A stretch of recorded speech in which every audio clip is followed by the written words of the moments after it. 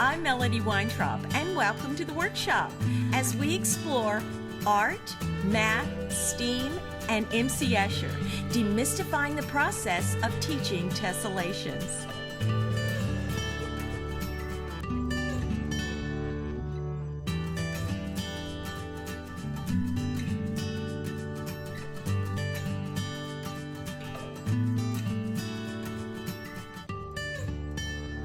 The supplies you'll need for this tessellation workshop include a ruler, a compass, a pencil, some scissors, tape, an index card, and a larger piece of paper to draw on. Let's get started. One thing to remember about this type of tessellation, the style of this type of tessellation, is called translation. And it simply means that whatever is cut away from one side of this shape, it must be translated or added to the opposite side of the shape.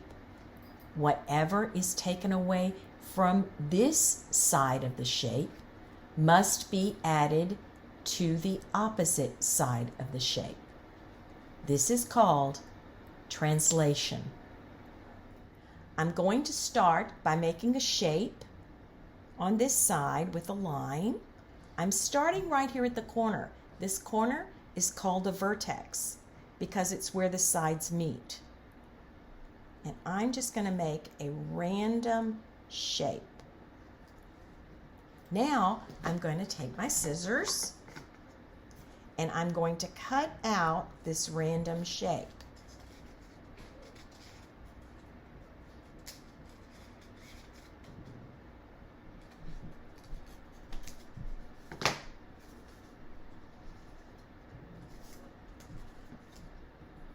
After I cut out this random shape, remember the rule is I have to add it to this other side.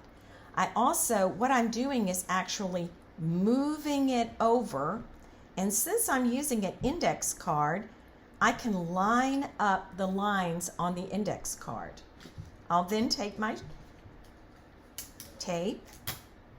When I've got it in the right place,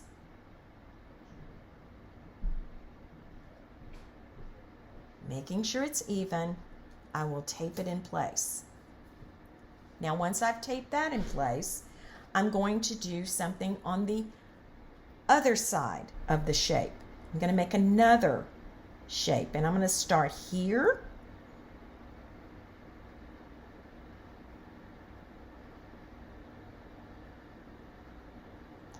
And I'm going down to the vertex. Now, the reason it's good to go down to the vertex is because that's a good starting point when I place it up here. So now I'm going to cut this shape out.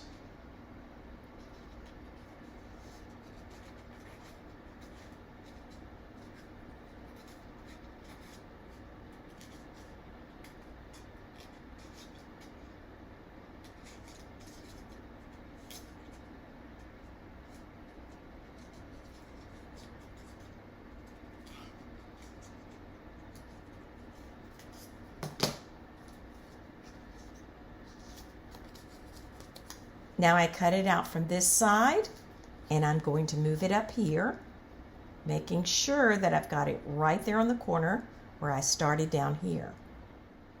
I'm then going to get my tape, and I'm going to tape this in place.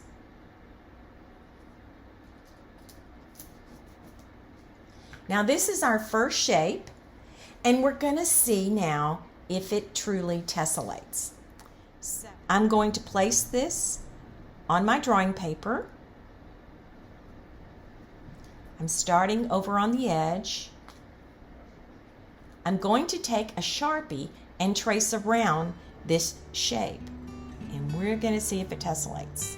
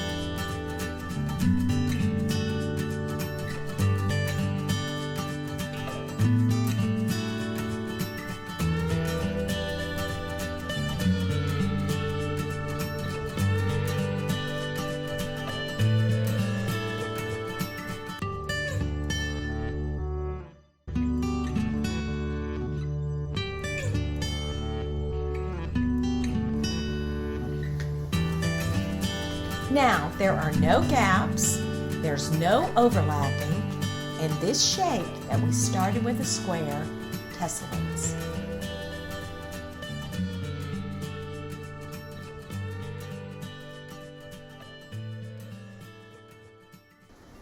Now, this next type of tessellation that we're going to make is made in a style known as rotation. And this is how we're going to begin. Make a shape on one side of your square.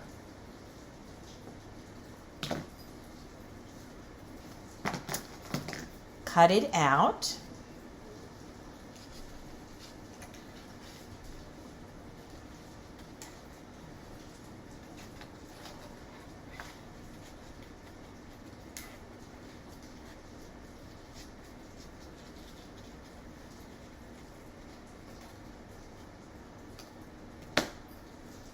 Then you rotate it 90 degrees and place it on the adjacent side of your square.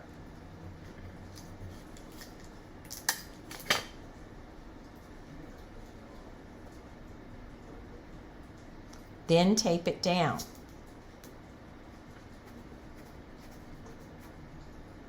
Now make another shape on the opposite side of the square.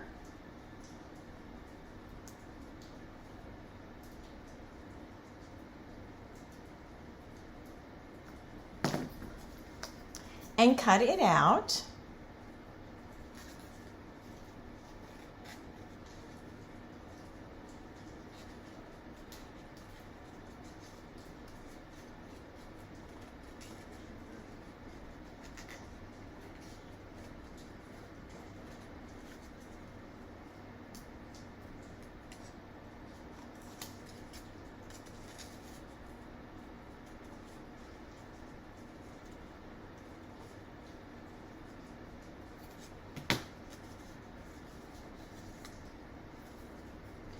Rotate it 90 degrees and place it on the adjacent side of the square.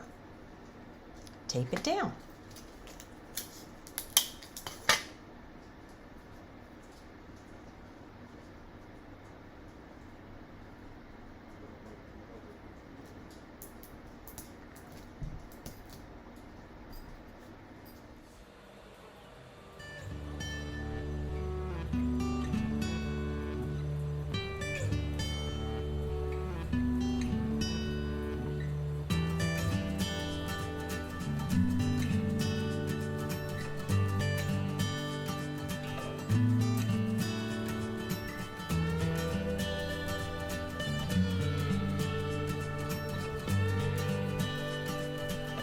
This time when I trace it, I'm also going to rotate the shape.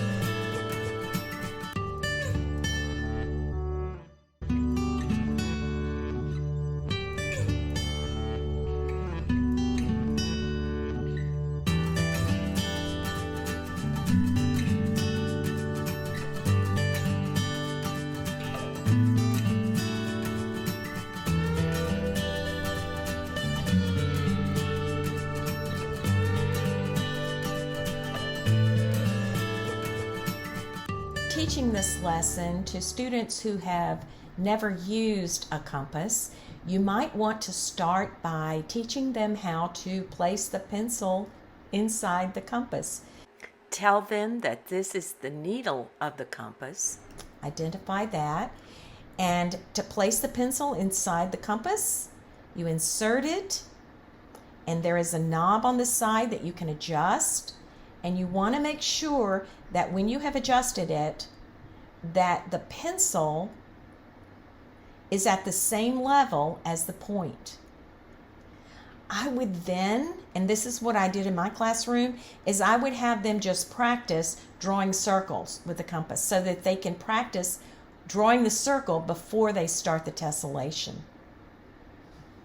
Now, to make this hexagon, the first thing we're going to do is to start with a line segment. So anywhere probably on the bottom part of this index card, you're going to put a dot. Now the dot is where your compass point is going to go. And you want to make this, you don't want to make your circle larger than the index card, obviously. So you want to make it, if this is 3 inches, you probably don't want to make this any larger than maybe 1.5 inches. And then you make an arc, and this is now 1.5 inches line segment. So then you can draw the line. And now this point is A, and this point is B. I made a point there at the arc. You want to keep your compass the same, and you can always go back and check this measurement with that line segment. Now you're going to put your compass on A, and you're going to make an arc above this line segment. You're then going to put your compass point on B, and you're going to make an arc from point B.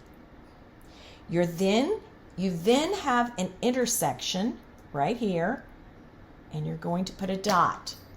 This is where your compass point is going to go when you make your circle.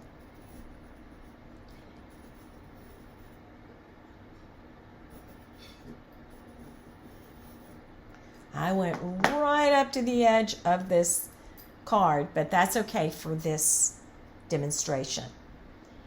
I'm now going to be sure my compass point has not changed, and I'm going to put my compass point now on B, and on the circumference of the circle, I'm going to make an arc going from point B. Place your compass needle on B and make an arc.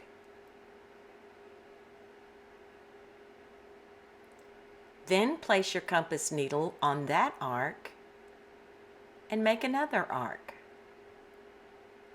Place your compass needle on that arc and make another arc.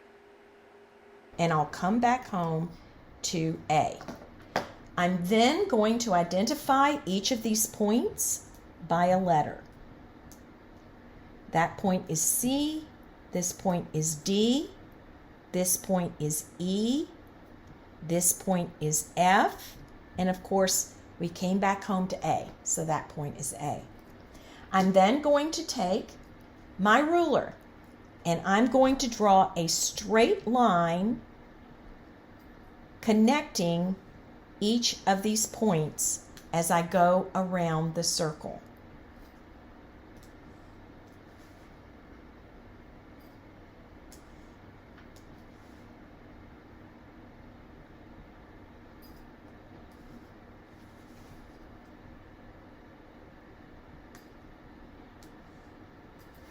And I have made a hexagon. It is a regular hexagon. Each of the sides are equal, and it will tessellate. I'm going to cut out this hexagon.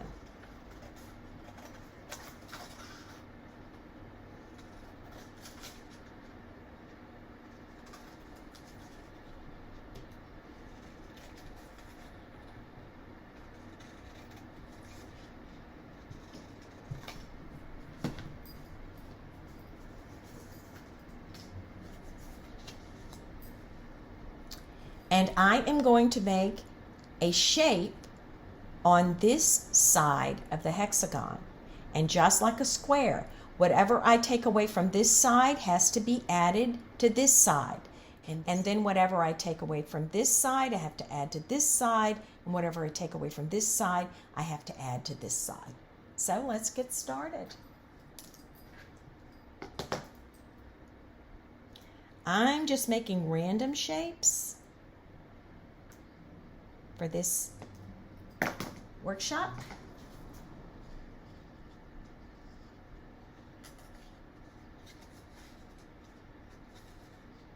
I'm going to cut it out.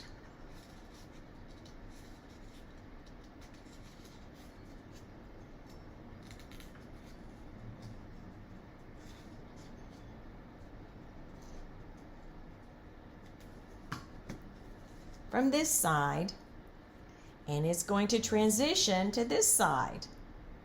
Now, since I used both of these vertex, and these points are called vertices, multiple vertex are called vertices, I transitioned it over to this side, and I'm going to tape it.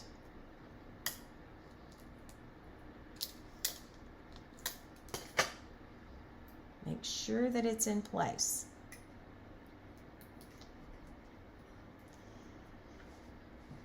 I like to draw them and tape them one at a time instead of drawing all the shapes and then taping them, just to make sure that everything is in the right place. It's just how I do it.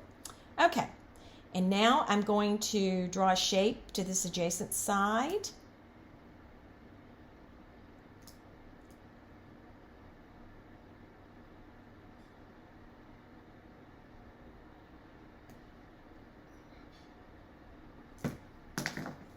And I'm going to cut it out.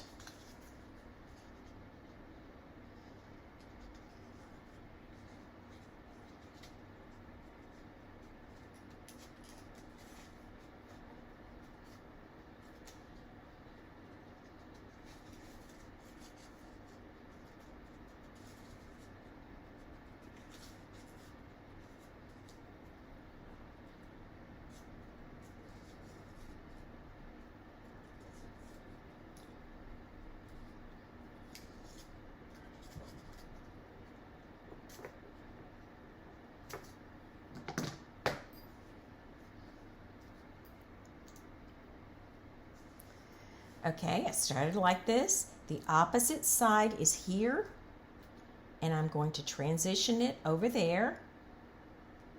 And I'm going to take a piece of tape, and I'm going to tape it down. Make sure you have the vertices lined up.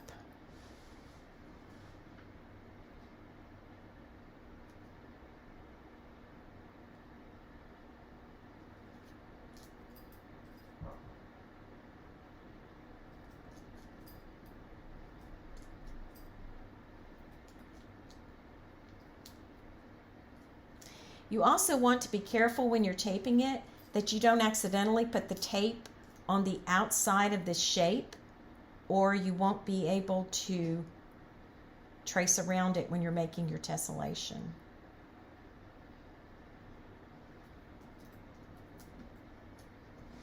If you do, you can just snip it.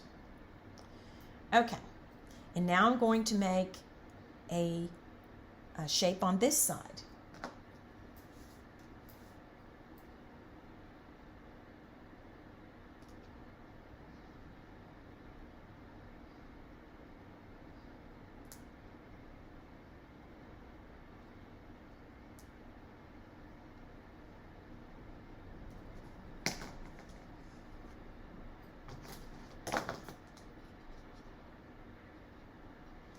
You always want to make the line, the shape that you're making, go down to the edge of the index card. And once again, it's nice to put it in the corner, on the vertex, because that way it's easier to line it up. You can't really rely on the lines of the index card for a hexagonal tessellation.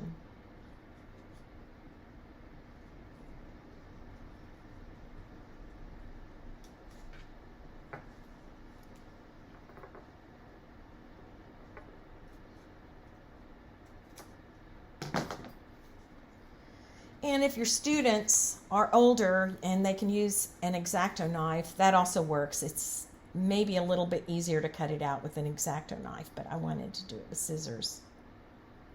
Okay, and then I'm going to line this up and tape it down.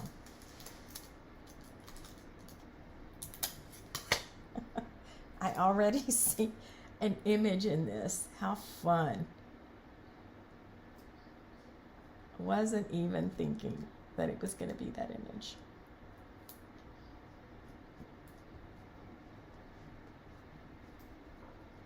There we go. I mean, if this doesn't look like, I'm sorry, a razorback running with a megaphone, I'm just sorry. That's just what I see.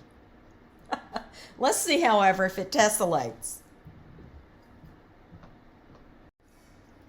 I'm going to use a smaller felt tip pen to draw around this tessellation since it has so many little corners and small little places that I cut out. But I'm going to put it over to the edge of the paper like this and hold it down firmly while I trace around it.